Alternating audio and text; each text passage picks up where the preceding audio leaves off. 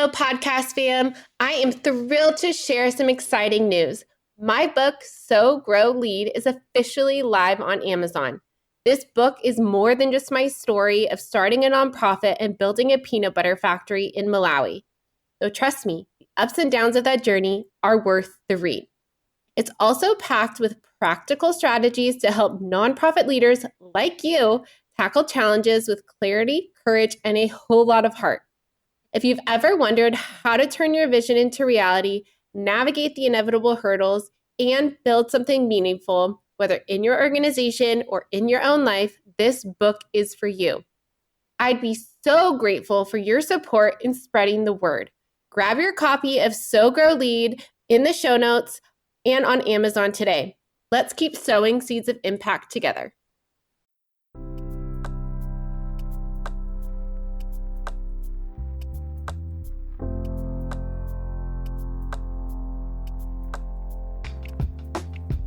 Are you a nonprofit professional who's feeling overwhelmed and burnt out? Well, welcome to the Lead with Heart podcast. I am your host, Haley Cooper. On this podcast, we will share stories of leadership, courage, and empathy that'll help you learn to take care of yourself, your staff, organization, and community. You will hear from nonprofit leaders who have been in your shoes and have learned best practices to raise more revenue and make a greater impact. Let's thrive together. Hello, everyone. Welcome back to the Lead with Heart podcast. This is Haley Cooper, your host. And today on the podcast, I have Alana Weinroth, which I am so excited to have. She is a director of development and communications at Covenant House, California, which I am a supporter of and have been following and just love everything that they do supporting youth experiencing homelessness. And I'm just so honored that she would jump on this call with me and just share her knowledge and wisdom and experience with you all. So welcome, Alana. Thanks so much for having me. I'm happy to be here. Can you give a little bit more insight into your background and why you're so passionate about doing social justice work? Yeah, it's something that people ask me this a lot. And oftentimes you find in the nonprofit space, especially, that people have lived experience or they have been through some traumas. And for me, it's quite the opposite in that I was just lucky enough to be born into a loving family and a secure home. And that wasn't by any fault of my own. I didn't deserve that by any means, or I didn't get to choose that. It just happened for me. And because of that, I've always felt that it is my obligation to give back to my community for people who didn't get to be born into a loving family, into a secure home. So I think it roots honestly back to that, in that growing up, my parents were both really philanthropic and generous. We would take people in our community if they were down on their luck. My dad was a part of Rotary Club. And so that was just how I was raised, and what I was shown was that you take care of your people, you take care of your community. And so when I went to college, I was looking at all these different majors and I knew I wanted to work and support my community. And I really felt this strong calling to work with at-risk youth, but there was no major that was really gonna prepare me for that work. So I ended up creating my own major, which people thought I was insane, but there were all these really cool courses around social justice or systemic racism and topics that were really juicy that could prepare me to do this work. So I handpicked all the courses that I wanted to take for all the right credits and ended up creating my own major. And so that was really what kick-started my career in some ways. Is I was doing social work in Richmond, California in the Iron Triangle. And I led this group of girls who, it was an after-school program that I created for them. And they were all 8 to 10 years old. And nothing made me feel like doing that work. So funny enough is I graduated from college and I couldn't get a job. Everybody wanted me to volunteer at a nonprofit. I think we might have graduated around the same time. And it was 2009 and no one was hiring at a nonprofit. They're like, oh yeah, you come be a volunteer. I was like, I have bills to pay. I have to live on my own, right? And so I ended up taking a job at this company. And I always say everything happens for a reason. It was an investment software company. And I met some of my lifelong friends. It was this incredible job, but it was super philanthropic. So they let me lead all of our give back initiatives with obviously a massive budget. So it was really fun to be on that end of the work. And then when the job moved me to New York City, that's when I learned of Covenant House. So Covenant House has an annual fundraising event called their Sleep Out. And their Sleep Out event is a big fundraiser where they reach out to the community. Everybody raises funds for Covenant House for their mission.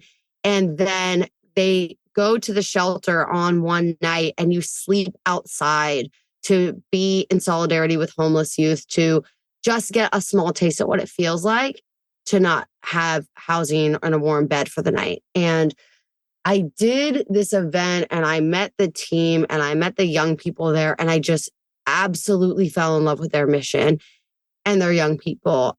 And Covenant House provides housing and wraparound services for transitional age youth. And so I joined their board for young professionals for 2 years and thought that could be enough for me. It's like, I'm just going to get this finance salary and I can just do this on the side and be a board member. And after 2 years, I was like, this is just not enough for me. And my purpose will never be realized. It will never be fulfilled. I quit my job and I joined the team at Covenant House International as a development manager, where I served for 2 years. And then I transferred. I wanted to move back to California. So transferred to our LA location to oversee fundraising for Covenant House California for all 4 sites that we have here, and promoted up to director of development and communications. So that's a long-winded and leaving out lots of burnout and other things, but of my journey. Yeah, thank you so much for sharing. And you're so strong and courageous for realizing like you needed something more. And I think a lot of people have realized that over the last 2 years with COVID, and a lot of priorities have shifted and wanting to take a step into the nonprofit world, but maybe not knowing how. And obviously, This is part of your heart and your passion. But before we talk about burnout, because that's the purpose of this podcast, I do want to talk a little bit about, I've interviewed a lot of people and they're all like, well, I want to get into nonprofit work. My first question was always, before I hire you, what have you done? What's the first step that you've done? Have you volunteered somewhere? Where have you shown a commitment to wanting to do this work? And it doesn't necessarily have to obviously being paid, but, giving back in some way. So do you have advice for someone who might be interested in stepping their toes into nonprofits? Their priorities have shifted over the last 2 years. They want to make more of a meaningful life out of their legacy, leave a legacy. Like, what advice would you have for someone who's looking for that kind of life? That's such a good question. And you're right. I have seen so much of that too during the last 2 years of COVID and people just reevaluating their lives. And people come to me all the time looking for ways to get involved. And one thing that maybe is more well known now, but I think that when I was going into the nonprofit world, I just assumed that everything was sort of a frontline caseworker. So I just assumed I needed to get a master's in social work and I would be making a smaller salary. And I didn't know that fundraising was a job. So one of the first things that I always tell people is like, look, because they say, oh, I want to get involved. I'm like, but where are your strengths? What are you good at? What are you passionate about? What kind of lifestyle do you want? And I know, because I've experienced so much vicarious trauma, that I am not equipped to be doing God's work the way that our frontline staff are. I just know that. And that's one of the things I tell people is, what are you good at? Look at the different roles and see where you might fit, because just because you're not working directly with clients doesn't mean you're not serving a purpose. And is it fundraising? Is it finance? Is it operations? Grant writing? There's so many different positions. So really getting acquainted with what the different roles are, and then get in there and volunteer. You've got to love the organization you work for. Everywhere is so different. The culture is so different everywhere. So I almost always, even for my board member, suggest that they become a volunteer first. Get in there and get comfortable with everyone.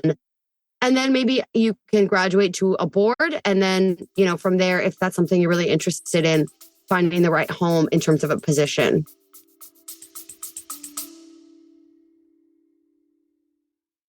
Imagine a fundraising partner that not only helps you raise more money, but also supports you in retaining your donors. A partner that helps you raise funds both online and on location so you can grow your impact faster.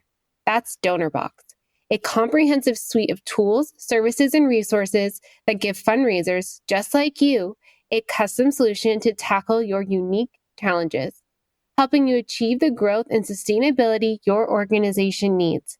Helping you help others. Visit donorbox.org to learn more.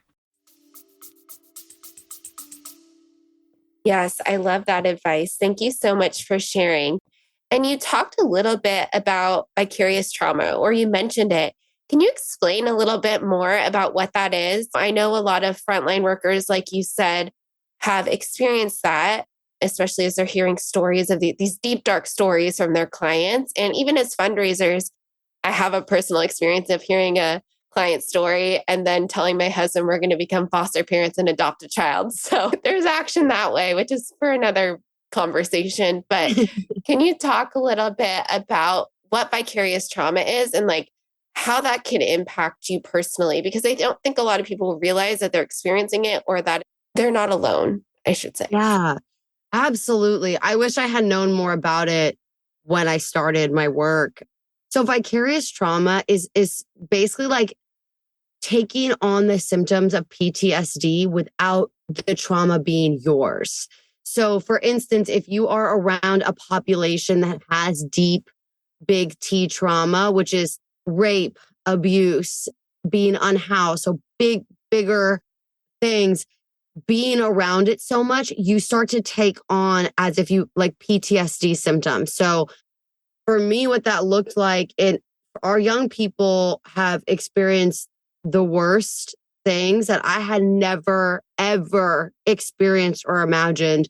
You know, growing up, going through foster care system and not having stable housing and being around drug abuse and physical abuse and a lot of mental health issues, both on themselves or others.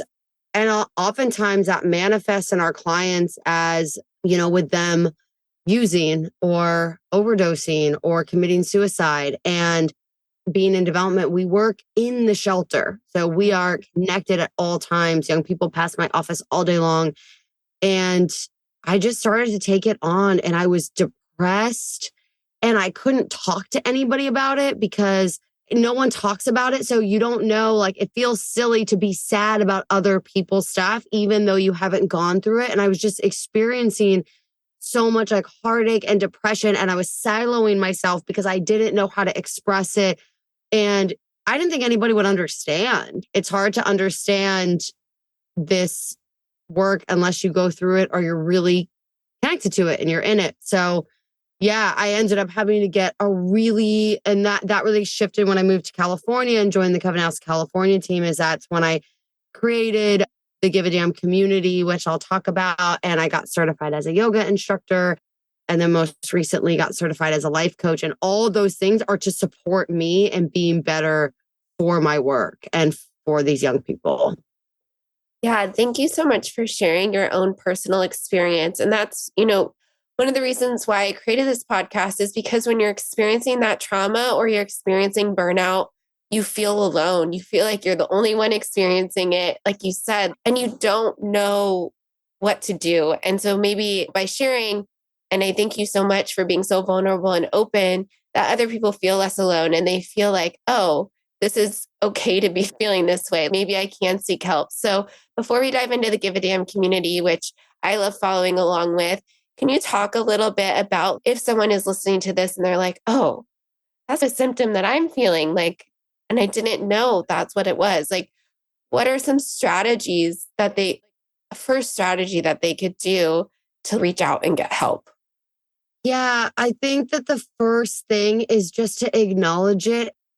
It's okay and very justified to feel that way. I think that the thing that I really struggled with so long, and maybe a lot of people do, is feeling shame. And as I mentioned, for feeling something that you didn't personally experience. So first and foremost, is just be really kind to yourself because this is a real diagnosis. Like it is a real thing. And you have to honor all of the feelings that come up around it and not feel any type of shame.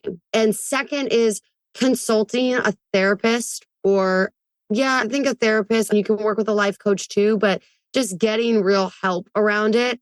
Something that my therapist at the time had taught me that was really helpful. This is more of kind of a mental spiritual practice is every day when I would come home, I needed to cleanse myself of the day because one of the things is that you bring the day home with you, especially when we were going into the office, right? And then coming home at the end of the day after a long day. So I adopted this practice of I would shower as soon as I got home to like physically cleanse myself. I would sage myself and I would journal out everything that I needed to get off my chest. So it was almost this like spiritual cleansing process, but it really, really helped, like immensely helped. So if you don't have access to a therapist or you don't want to go through that process, is try that. Try your own sort of spiritual cleansing at the end of the day, just wash everything off of you. But I can't suggest enough talking to a professional because it's real, it's real stuff. Yeah, I love that. And I think it's hard for people sometimes to like want to seek help, but thank you for providing that space and encouragement to reach out to a professional. So let's transition a little bit to talk about what you created out of your experience. I think that's so amazing that like you experienced vicarious trauma and then, created something out of it. And so can you talk a little bit about, the Give a Damn community and what that looks like for you? And I know some things have shifted, so we'll get there as well. Yeah. Yeah. Thanks for asking. So I'm so proud of the Give a Damn community because it was born out of sort of the trauma and burnout. And so for years, even when I worked in finance, I mean, there was at one point that I thought I was having a heart attack. I would go to this cardiologist and he finally was like, "You are just so stressed out." I did not know how to take care of myself, how to put up boundaries. Like, oh my gosh, boundaries is like the magic word in my life now. And so when I started then working in the nonprofit space, I thought, oh, well, now I'm doing this good work. So like everything will be okay. But, it's like the saying, wherever you go, there you are, was basically what happened is like I just took all the bad habits and brought it into a new job and tack on all just sort of like the new facets of working in a shelter. And so when I started doing this deeper spiritual work towards the end of my time in New York City, I got really into Gabrielle Bernstein, who's sort of like, yeah, you should, everyone loves, she's so good. She is like my number one spiritual guru. I read her book. I think it was like 40 Days of Miracles. It was one of her first books. And it was just being really intentional for 40 days. And it was the hardest thing I've ever done. But it was such a gift to put myself first in a way I had never done before. And so that was really the catalyst that sort of made everything take off. When I moved to California, once again, I knew wherever I go, there I'm going to be. I knew not everything was going to change. And so I decided to get certified as a yoga instructor, mostly to create space for myself. I didn't intend to teach. I just thought I never committed to doing something just for me in that kind of way, in that big of a way and meaningful way in my adult life. And so I went through my training, and right before COVID hit, I decided to sort of create a community, which was a podcast, which was the Give a Damn podcast. It was taking all the things I had learned from all of the work I had done with Gabrielle Bernstein. I had worked with spiritual healers, Brené Brown. I basically took like all my favorite Eckhart Tolle, like my favorite gurus, and put my own spin on the work, which is being like a little bit more relatable and a little bit more raw and maybe like cursing a little bit because that's just who I am. And I made it into the podcast. And when COVID hit, basically the Give a Damn community evolved into something even more meaningful, which was creating support and advice and mostly focusing on self-care, because I really just thought we're never going to have this time back ever again to put this much thought and care into ourselves. We were home all day with ourselves. We might as well be doing our work. And so it evolved into yoga as well. It's like I had this tool and I love somatic work. And I think that yoga is the deepest way to sort of somatically move emotions through you. Oftentimes, when you do yoga, people cry and get really emotional. It's because you're opening up your heart chakras and just things opening up chakras in a way that you don't intentionally do every day in your daily life. So that was sort of the foundation of the Give a Damn community. Is I just started to create space for people through virtual yoga classes, through my podcast, creating a merch line. And then more recently, it just sort of evolved. I went through a rebrand as I graduated from my life coaching certification.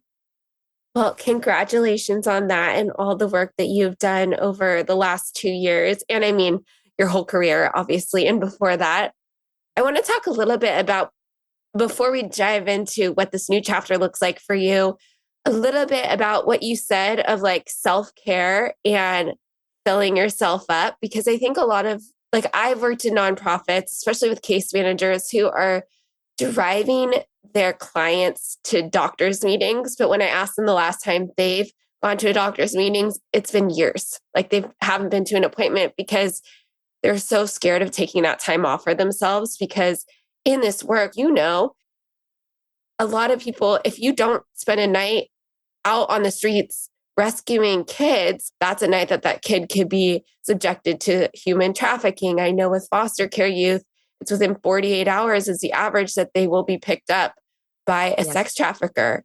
And so we're so dedicated to that work, and we have that fear that if we don't show up every single hour of every single day, a life will be lost. So I think we get so burnt out, we get so run down that we end up forcing ourselves to those doctor's appointments. I've had friends the last couple of years who have had forced sabbaticals because they are so burnt out that at our age, having heart issues, having issues that you wouldn't have in your 30s. So can you talk a little bit about what that looks like? Like, how can you take that act to the importance of self-care? And I think it's such a big term. But there's a lot of aspects of self-care. And most people are like, well, it could be expensive. I have to go to a massage. Is that self-care? But I think you've already shared some non-expensive somatic ways that you can take care of yourself. But, for someone who needs that, like, what does it look like? And what's the importance of filling themselves up first so that they can serve others better? Yeah, you totally nailed it. I'm like, was shaking my head and just, yes, like that's exactly it. It's like, we feel like if we pause for ourselves, we're going to miss something for someone else. But the truth of the matter is, if we don't take care of ourselves, we are no good for our community and for our clients. Like, they feel that burnout, they feel that desperation, they feel that energy from us. And also, yes, self-care. People always think of self-care as like a bubble bath or a massage or a facial. And that's not at all what I'm referring to. I mean, if that works for you, then wonderful. When I say self-care, I'm talking about more of a daily basis self-care routine. And if that's a bubble bath for you, then great. For me, and what I encourage my community to do is start small. Start like for 5 minutes a day. But the most important time to carve in your self-care is first thing in the morning. Because the first thing that we do is we grab our cell phone and we open up our email, we open up our social media. So you're instantly starting your day putting other people first, and you lose that connection to yourself right off the bat. And it's really hard to get it back. So always encourage my community. You can baby step this, but your first 30 minutes of your day, you should not touch your phone. And if that means you have to wake up a little bit earlier, it is so worth it to do that. I really love journaling. I believe deeply in journaling. I created like a really short digital 30-day journal last year that was just like intro to journaling, takes you 2 to 5 minutes a day. And it's just about being intentional. So I know, once again, it's like these big words of journaling and self-care. People are like, well, where do I begin? And all it is being intentional and making a connection to yourself. So that can look like rewriting down just what's on your mind that morning. It can be writing your dreams down. It could be making a gratitude list. I love making joy lists and writing what brings me joy or how I'm going to prioritize my joy for the day. Journaling doesn't need to follow any type of instructions. It just has to be just putting the pen to paper for a couple minutes, because without you even realizing it, you're connecting to yourself before you're connecting to anybody else or anything else. For me and my community, I can't encourage that enough. I think if you have a meditation practice, that is so beautiful and obviously highly recommended. And movement obviously is recommended too. My self-care practice has evolved into pretty much the first 2 hours of my day are for me, but I wake up really early for that. I know people are like, how do you have time? Well, I wake up at 5 so that I can do that. So by 7, I can now serve my community for the whole rest of the day, but I had that me time in. Yeah, I think that's so important. And you make such a good point of like, it's not just bubble baths and massages. It's really taking that time for yourself and connecting to yourself. And I love that idea. And we'll link to the journal in the show notes so that you have an intro to journaling so you can get started. I have a morning practice, although I have 2 kids now, so it's gotten a little skewed, but meditation, movement, and dancing are some of the ones that I like to do. Those are good. And then I also have a wind down routine where I started a good list. So usually if something goes wrong, I usually focus on that during the day, but I try to write down all the good things that have gone out through the day. So I kind of change my frequency to focus on the good and all the things that I have achieved. Can I start doing a good list? Yes, do it. It's really changed. It's like a good list, a gratitude list, but it starts to change your mindset at the end of the day and let you go to bed, helps me sleep at the end of the day. I love that. So I would love to know, obviously over the last 2 years since you started the Give a Damn community, it's evolved. Now you are a certified life coach. So what does that look like? Like, how are you going to integrate that into all of the work that you're doing now?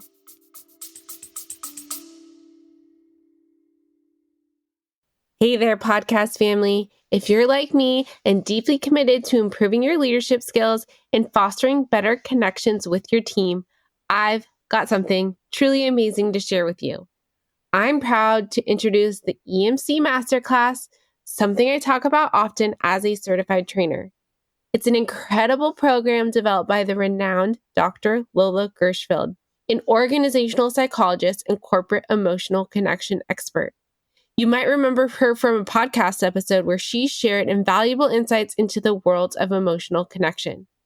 Dr. Gershfeld's EMC Leaders courses are designed for anyone working with people, whether you're a manager, supervisor, team leader, educator, coach, mentor, or a team member. This program is truly for everyone looking to enhance their communication and collaboration skills to raise more revenue for their mission. Now, let me tell you why the EMC Masterclass is a game changer. Dr. Gershfeld's groundbreaking emotional connection process has been integrated into top universities' curriculum and recognized by international organizations like ICF, HRCI, and SHRM. Humans are wired to seek emotional safety, and when we feel safe, we're more likely to take risks, share innovative ideas, and collaborate effectively. The EMC process is the catalyst for creating that emotional safety within your team. The virtual EMC Masterclass consists of 8 modules with 4 hours of expertly recorded material, 13 quizzes to reinforce your learning, and a workbook filled with activities for offline practice and something I still refer to daily.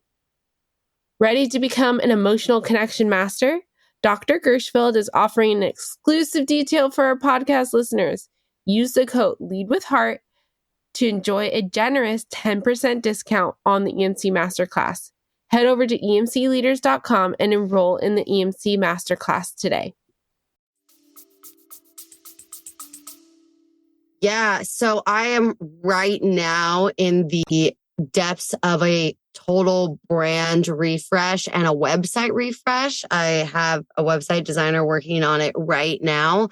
So what it's going to be is primarily life coaching. I mean, I worked with a life coach last year for 6 months, And of all the books I had read, all of the routines, all the therapists I've ever worked with, and I've been working with therapists since I was, 16 years old, this changed my life more than anything in 6 months. I completely uprooted my life and had an absolute refresh because it gave me that type of confidence in myself, falling in love with myself, and just, it's all very strengths based. It's all goal oriented. It just worked for me. It was just the thing that clicked. And I've never been happier. And I mean that. And so after working with my life coach, and then I spent the last year going through my certification, I am dying to give this gift and share it with other people. So what will be really beautiful about it is that depending on who you are, I will custom and what you want. I will custom the packages to include yoga in them. So we would do movement together because once again, I do a lot of somatic work with my clients, which we spend, if for people who don't know what somatic is, it's like being in your body. And so for so much of us, the block comes from telling yourself a narrative over and over and over in your head. And your thoughts create your feelings and your feelings create your actions. So if we have a thought that isn't even based on truth or something that we could break down, then we're not going to get anywhere because we're just up in the, right? We're in the ego, we're in the head. So the somatic work is getting into the body. And I've worked with people who have had long-term mental health diagnoses that this helped them and changed them in a way that, again, years of therapy, years of medication did not help them. So I gotta give this gift. It's just the most important thing to me. So Give a Damn will be life coaching and it's going through the rebrand. I will include yoga in the packages for folks who like movement and want that extra push. And then my website will always include resources to my podcast, which I'll probably bring back. I'm planning to bring back probably sometime in the next year with all the new tools that I can share with people. That's amazing. And I love that idea of being in your body. That's something that I've been learning over the last year. I was conditioned not to trust my body. So when it was, and my therapist told me the other day, if you're burnt out and you're experiencing physical symptoms, that means you've been experiencing these symptoms of chronic stress for a long time. And now your body's just, hey, you need to sit down and shut up and slow down. And so really trusting your body and listening to it and tuning into it is something that I've been learning and so important because like you said, I create all these crazy stories and negative stories in my head. And my word for 2023 is curiosity. And is this thought true? Yes. Is this true? Is this my reality? And really getting curious about the thoughts and then curious about how my body is responding to those thoughts. So you've shared a little bit about somatic practices, but what are some things that people can do on their own or obviously with you? What does that look like in a practice?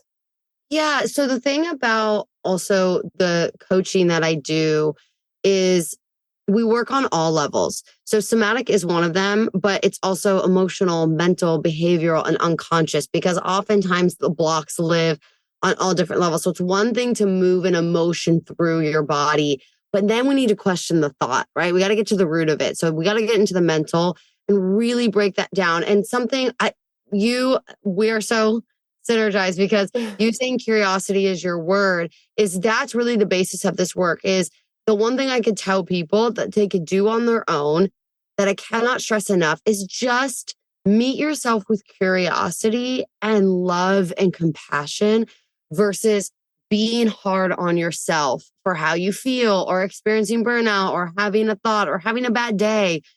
That's to me the biggest takeaway from this work that I got is that I spent years being so hard on myself. I spent my whole life being hard on myself to the point that we get sick, to the point that we burn out, to the point that we're hard on the people around us, that we don't show up well. As soon as I started to question when things came up and then meet them with love, everything changed. And so the one thing I would tell people to do absolutely is just be kinder to yourself. Treat yourself the way you would the person that you love the most in the world. And just see the way that that helps transform your thought process and your behavior. Yeah. And just presence it, just be with it and let it be there, because that's the work too. Is just like when we let the discomfort, when we let the contraction have the space to be there and like the platform to speak, it goes away. It's when you resist it that it stays and it gets bigger and bigger and bigger. So let those things come up, give it the space to speak, and then meet yourself with a lot of love. Yes, I love that. One of my coaches, Coyote, says what resists persists. So if we're resisting our emotions and what's coming up in our body, which I experience this, and then I'm like, oh, I got to go do my practices because I'm resisting and pushing aside, which we're so conditioned to believe like emotions are weakness, like we just got to push them aside and keep pushing forward. But that's when all the other things come up, burnout comes out because we are resisting it. And it's to no fault of anyone, it's just what we've been conditioned to do. And so my question for you is, I've had this in my own experience where I've had, like you're going to be working with people who are experiencing burnout. If someone is, I have people in my life that are experiencing it, and I don't always know the right way to approach those people or be there for them and help guide them through it. So can you give a little insight into, let's say there's a coworker or a family member who is like on the tipping point of just full blown burnout? What advice would you give to someone like on how they can help support that person? Because sometimes going directly and being like, you need to go see a therapist is not the best way to go about that conversation, because people don't want to hear that, right? You got to lead with a little bit more love and lightness. So to a heavy situation, obviously. So can you give a little advice and like how you would help someone else approach that situation? Oh, yeah. I've had my own burnout, but I see it all around me all the time. And you're right. The first thing I used to do with my friends is like, why don't you get it? Just do this, just do that. And nobody responds well to that, nor do I when I'm in those situations. So I think the biggest thing is like when we're experiencing burnout, oftentimes just because they've put themselves last for so long. So give your people the space, like hold space for them. We don't need to fix anything. You don't need to give them advice. Like more often than not, people just need space held for them. And I know that term is thrown around, hold space. Holding space is just to be there for them. Let them cry. Let them get everything out of their bodies. Listen to what's going on. Hear them out. And I would assume not many people have done that, or that they're holding the burdens of a lot of other people, which is why that they're feeling the way that they do. Don't try to fix it. Just be there for your people first and foremost.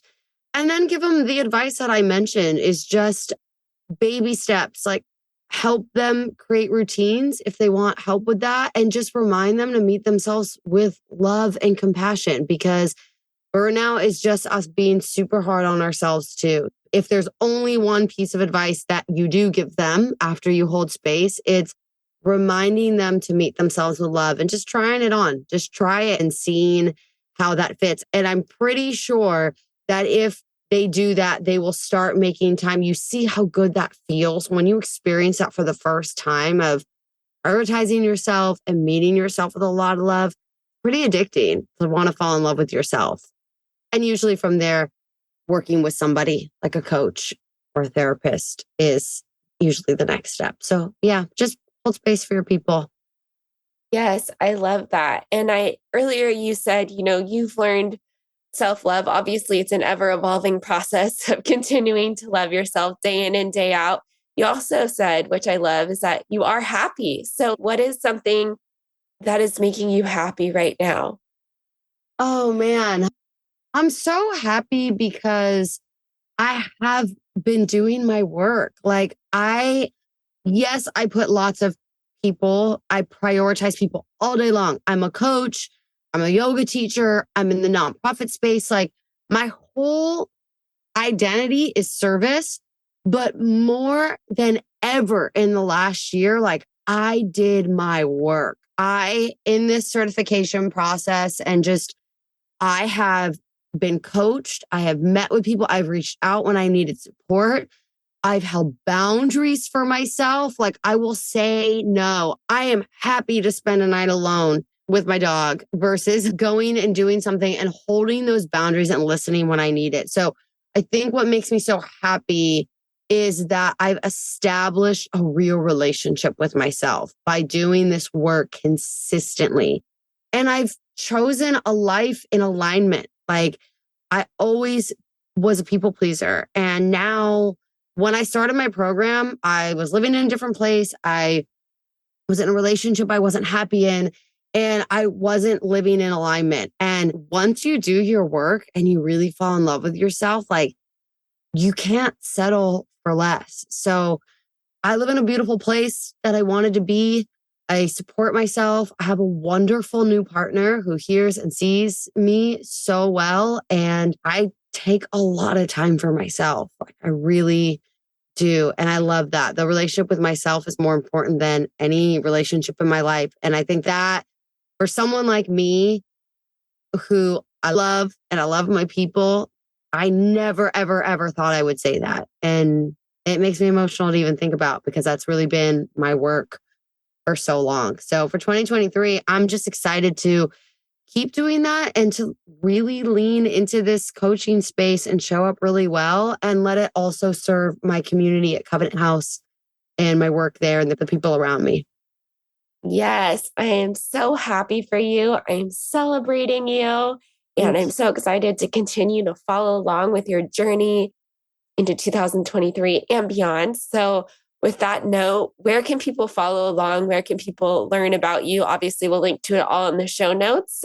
But could you share here where people can get in contact with you? Yeah, absolutely. So you can follow me on Instagram, which is just at Alana Weinroth. I post all kinds of helpful little videos on there and tips and tricks all the time. So at my first name and last name. And then my website is giveadamncommunity.com. It is under construction at the moment, but maybe by the time this comes out, it actually probably will be up and running or close to. So giveadamncommunity.com. And you can also just DM me on Instagram. I always start with a free clarity call.